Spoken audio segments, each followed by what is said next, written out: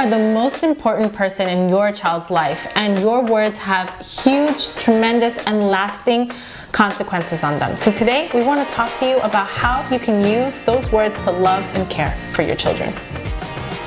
Hey, so welcome back to Mommies with Jen. I'm Vanessa. And I'm Samantha. And we make videos on how to teach, love, and care for your kids. So if you're interested in videos like this, go ahead, hit subscribe, ring the bell so that you never miss one again.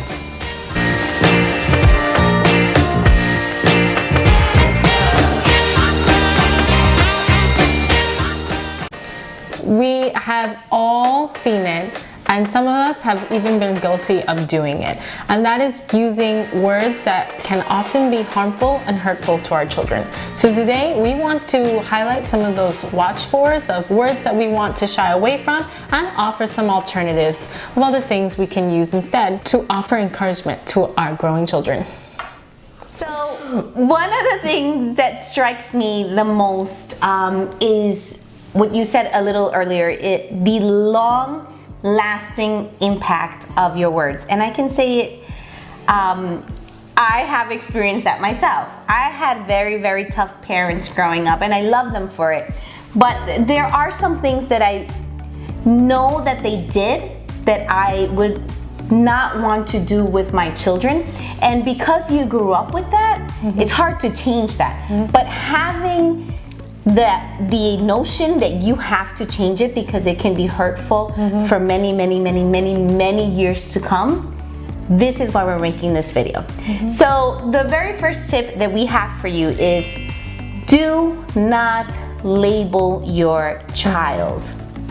So what do we mean by that? We mean don't call them a lazy child. Don't say you're so lazy or you have such a bad temper, right? Don't forget that children are still growing and they're still learning, and part of that means growing into themselves and learning about themselves. So if you call them lazy, they're going to start to internalize that and believe it and even start to become it. So instead of saying you're such a lazy child, encourage them to do those tasks that you want them to do. Say, make your bed, or just be positive and direct them in the direction that you want them to go. So along those lines, we keep saying powers have words. Do not talk down to your children. Please do not talk down to your children. And we're saying this as parents, but we also apply this as teachers, because we have seen teachers that talk down to their students, and the way that the students react, they don't work hard for those teachers. Yeah. Right? They don't work hard at all for them. It's absolutely true. So for example, if your child comes back with a bad grade on their test, right? So if they got a 60 or a 50 on a test that maybe you thought they should have gotten higher on. Instead of saying something like, oh man, like you got a bad grade on this, how dare you, how can you? You can say, wow, so you got a 50, that's 50 points you got. Let's see where you can go the next time, right? Like, so how can we reframe that so that it's positive and that they feel proud of their achievement while knowing that you expect more from them because you believe in their capabilities? So another tip that we have for you is to not overgeneralize. Do not say, oh, you're always messing things up. Or, oh my God, you always have to be reminded of the things that you have to do. Do not overgeneralize that, because like Samantha said a little earlier, you start to internalize and you start to become the words that you are constantly hearing, and you don't want that. Yeah, not only that, it's easy for us to forget, but our children haven't been in this world for that long, right? Like, so if you're talking to your 7-year-old and saying you're always making a mess, yeah, they've only been on this world for 7 years, and they've only had 7 years to kind of build and learn their habits. So don't say always, because they haven't even been around in this world long enough to make that a true statement. So saying something instead, again, and reframing to where you want your child to be instead of highlighting those negative attributes, that's where you want to go. So instead of saying you're always messy, say, hey, let's spend a few minutes cleaning this up. We have this chore that we got to do, right? So reframing to where you want them to go, and don't waste time on highlighting the negative. They know, you know, and just highlight what you want them to do. And I think a good rule of thumb is do not say or speak to your children the way you wouldn't want a boss or your significant other to treat you. Right? Yeah, absolutely. With respect, and kids deserve that same amount of respect. Yes, you do have to give consequences and you do have to reprimand, because at the end of the day, we're parents. But we're talking about leaving these footprints that are long lasting, and saying things like, you're so stupid. I've heard that. Yeah. I've seen that.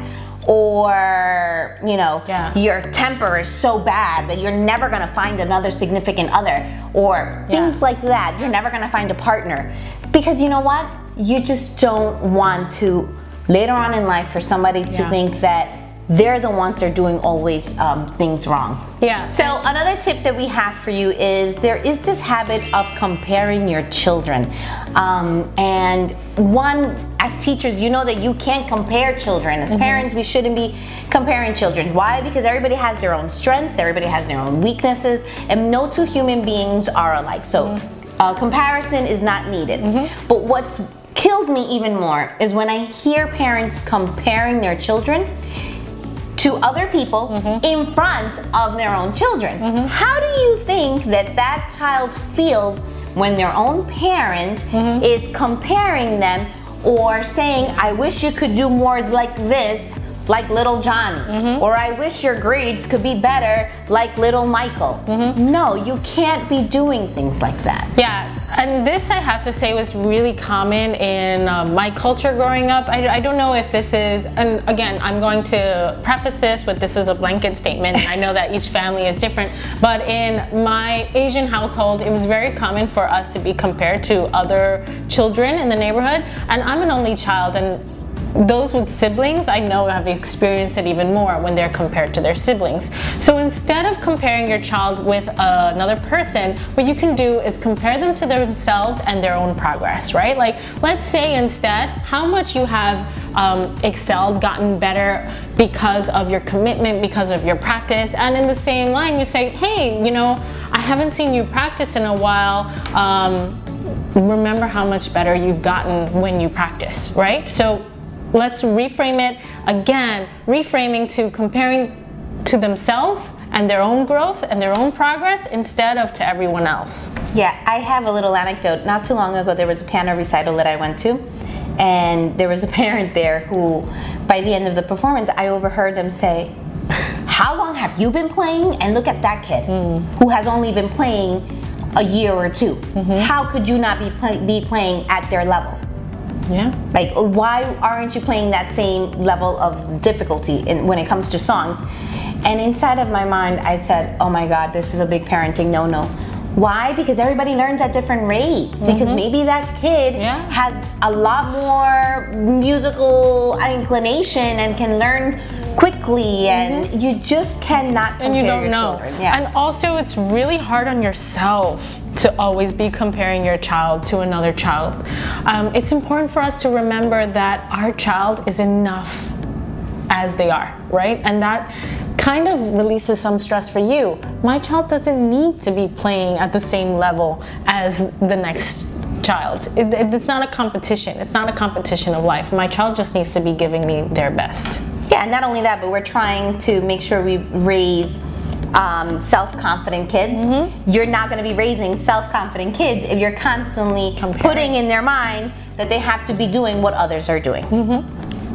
So there you have it. Those are our tips. Those are our power of words. We strongly feel that the way you speak to your children really just leaves a long-lasting imprint in their hearts, in their minds, and your choices of words do matter. Yeah, and we say this with love and understanding that you want the best for your child and you are trying your best. So if you have done any of these, please don't feel, please don't feel like that you are a terrible parent for doing that. You are still a wonderful parent, and you, like all of us, are just trying to do our best and trying to get better every day. So these are just some reminders for all of us, including ourselves, on how we can be a little mindful on how we talk to our children. So guys, thank you for watching. Let us know below if you are guilty of it as we are, and let us know what you think, and please like our video and subscribe. It really, really helps our channel when you do give us a big like. So please do that. It spends 2 seconds, and we'll see you next time.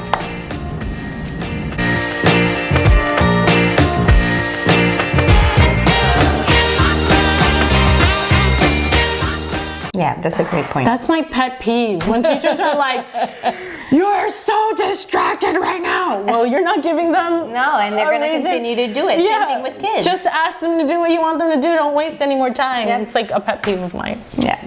Anyway.